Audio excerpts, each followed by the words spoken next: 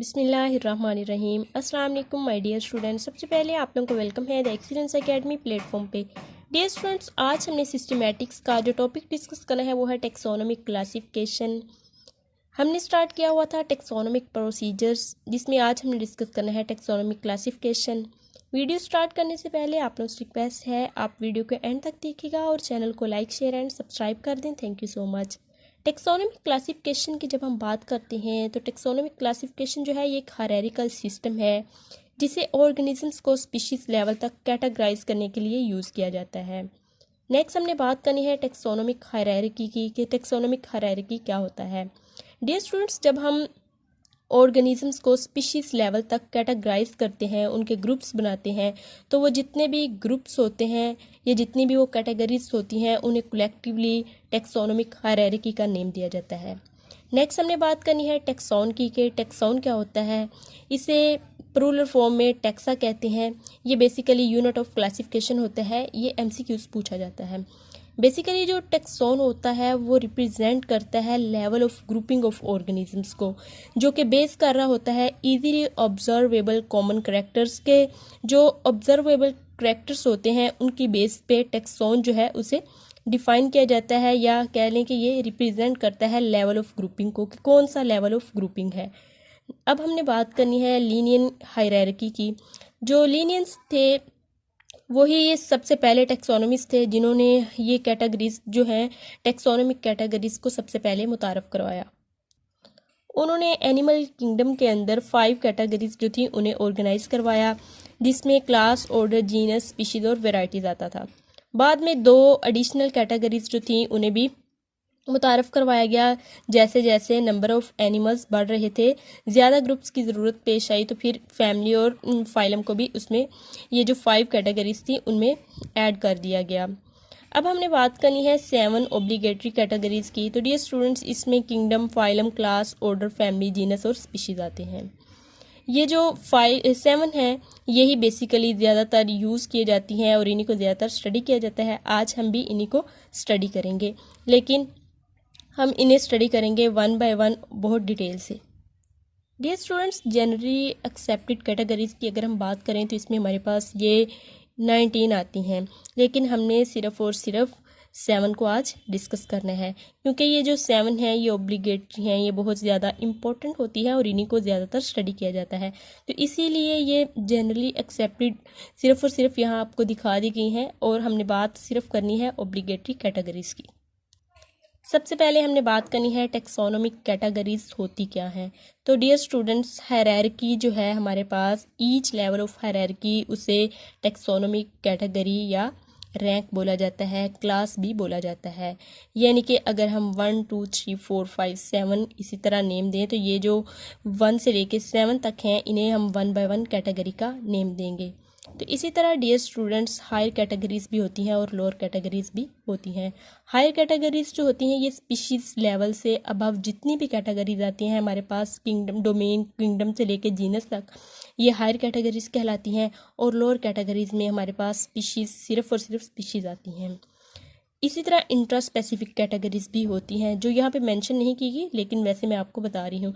Intra specific categories जो होती हैं डियर स्टूडेंट्स, वो स्पीशीज़ लेवल से बिलो जितनी भी कैटेगरीज होती हैं, सब स्पीशीज़ वगैरह, ये हमारे पास इंट्रा स्पेसिफिक कैटेगरीज में आती है। अब हम बात कर लेते हैं कि किस तरह से सिमिलैरिटीज़ जो हैं ऑर्गेनिजम्स के अंदर, करैक्टर में जो सिमिलैरिटीज़ हैं वो डिक्रीज़ होती हैं और किस तरह से इंक्रीज़ होती हैं।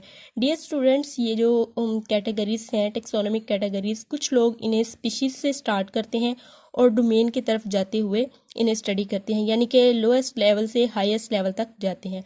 और कुछ लोग इन्हें स्टडी करते हैं डोमेन लेवल से, यानी कि हाईएस्ट से स्टार्ट करते हैं और लोएस्ट यानी स्पीशीज़ तक जाते हैं। तो डियर स्टूडेंट्स, जब हम नीचे से ऊपर की तरफ जाते हैं तो जिस सिमिलैरिटी होती है करैक्टर्स में, ऑर्गेनिज्म के करैक्टर्स में, वो डिक्रीज होती है। और इसी तरह से जब हम डोमेन यानी हाईएस्ट से लोएस्ट की तरफ आते हैं तो सिमिलैरिटी जो होती है करैक्टर्स में वो इंक्रीज होती है। ये बहुत इंपॉर्टेंट एमसीक्यूज है, एमसीक्यूज के लिहाज से आप याद रखिएगा। सबसे पहले हमने हाईएस्ट रैंक की, हाईएस्ट कैटेगरी की या हाईएस्ट क्लास की बात करनी है। जो डोमेन है, डोमेन जो होता है ये अपर मोस्ट रैंक होता है ऑर्गेनिजम्स का या क्लासिफिकेशन का। तो 3 डोमेन सिस्टम जो था टेक्सोनोमी में, ये सबसे पहले कार्ल वोसे एक साइंटिस्ट थे 1990 में, उन्होंने मुतारफ़ करवाया था। डियर स्टूडेंट्स, जो डोमेन है प्रोमिनेंट डोमेन्स ऑफ लाइफ, उसमें आर्चिया आता है, बैक्टीरिया और यूकैरियोटा आता है। यही 3 मेन डोमेन है लाइफ की। सबसे पहले हमने आर्चिया की बात करनी है। आर्चिया बेसिकली प्रोकैरियोट्स होते हैं जिनके पास ना तो ट्रू न्यूक्लियस होता है और ना ही मेम्ब्रेन बाउंड ऑर्गेनेल्स होती हैं। These are some of the oldest organism on earth. Earth के ऊपर सबसे ओल्डेस्ट ऑर्गेनिज्म जो होते हैं वो आर्चिया ही होते हैं। ये जितने भी लाइफ यानी कि जहाँ से ओरिजिनेट हुई है तमाम ऑर्गेनिजम्स के इंसेस्टर्स भी इन्हें आर्चिया को बोला जाता है। आर्चिया जो होते हैं ये एक्सट्रीम इन्वायरमेंट्स में रहते हैं अर्थ के ऊपर, जैसे कि from deep sea levels to icy glaciers और साल्ट फ्लैट्स वगैरह में। These organisms can thrive in extreme conditions, ये एक्सट्रीम कंडीशंस में भी रहते हैं। नेक्स्ट जो डोमेन है वो बैक्टीरिया है। बैक्टीरिया जो है वो भी प्रोकैरियोट्स होते हैं और ये एवोल्यूशनरी टाइम में लेटर इनकी जो थी ये इवॉल्व हुई थी, इनकी एवोल्यूशन जो हुई थी वो लेटर हुई थी, बाद में हुई थी। तो ये जो बैक्टीरिया होते हैं ये इनसे हम सभी फेमिलियर होते हैं क्योंकि ये डिजीज़ कॉज करते हैं और दूसरे जो ऑर्गेनिज्म होते हैं उन्हें ये नुकसान पहुंचाते हैं। तो थर्ड है हमारे पास यूकैरियोटा, और यूकैरिया भी इसे बोला जाता है। इसमें जितने भी यूकैरियोट्स होते हैं जिनके पास ट्रू न्यूक्लियस होता है और मेम्ब्रेन बाउंड ऑर्गेनेल्स होती हैं वो तमाम इस डोमेन के अंदर आते हैं।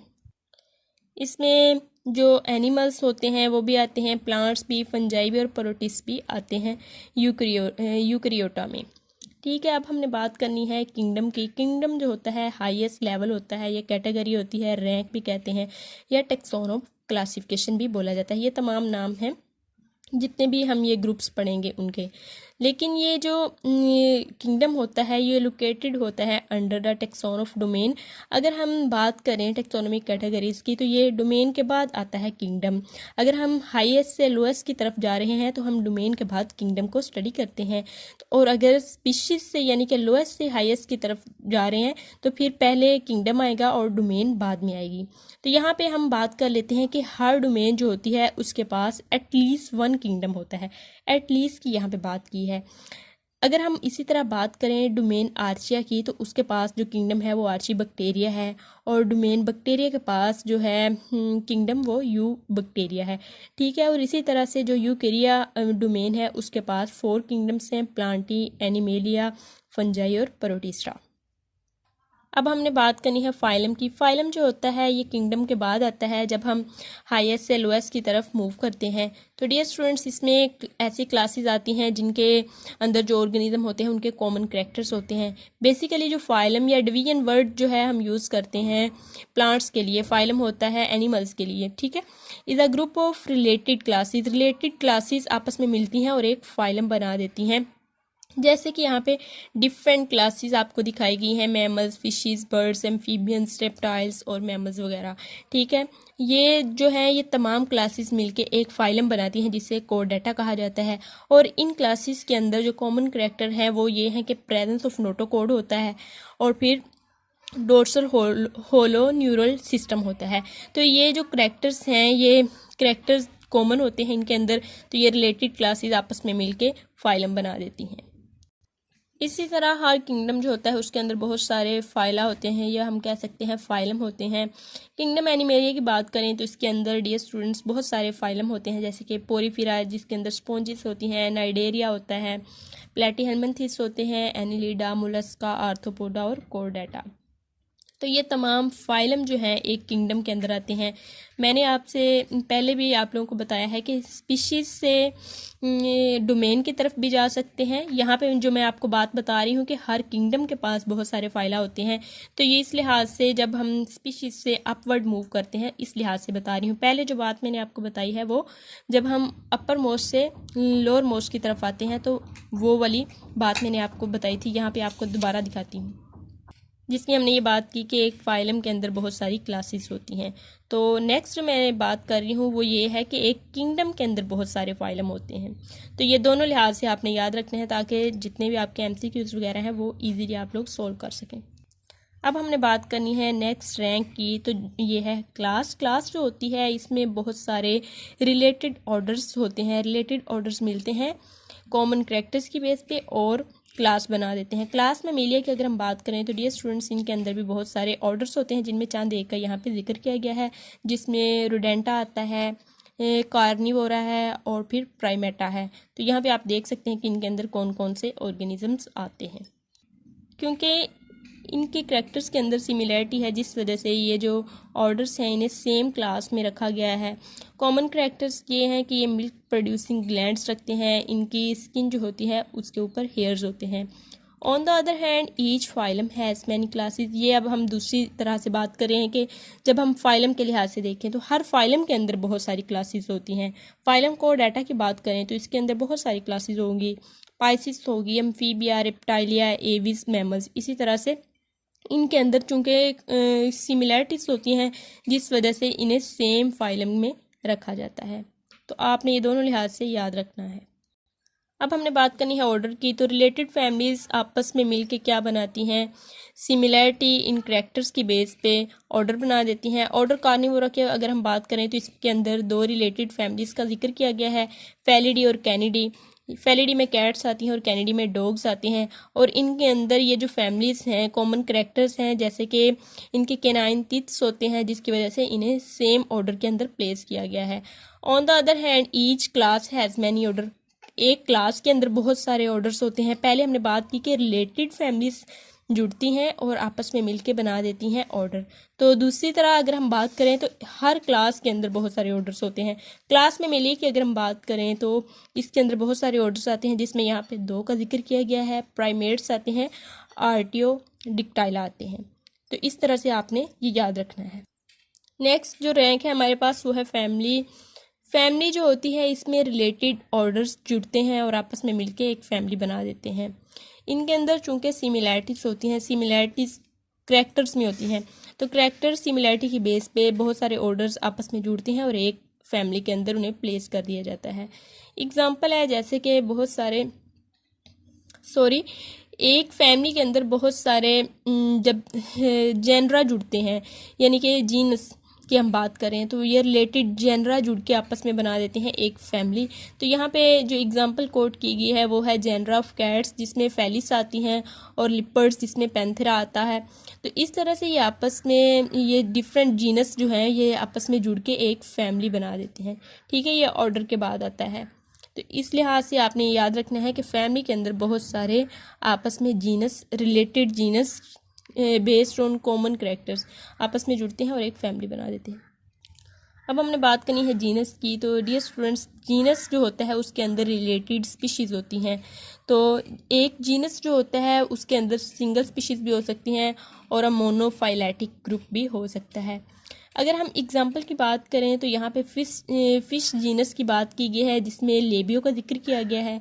इसमें ये लेबियो जीनस जो है इसके अंदर 3 तरह की फैमिलीज़ भी हैं, लेबियो रोहिटा है, कल्बस है और डेरो है।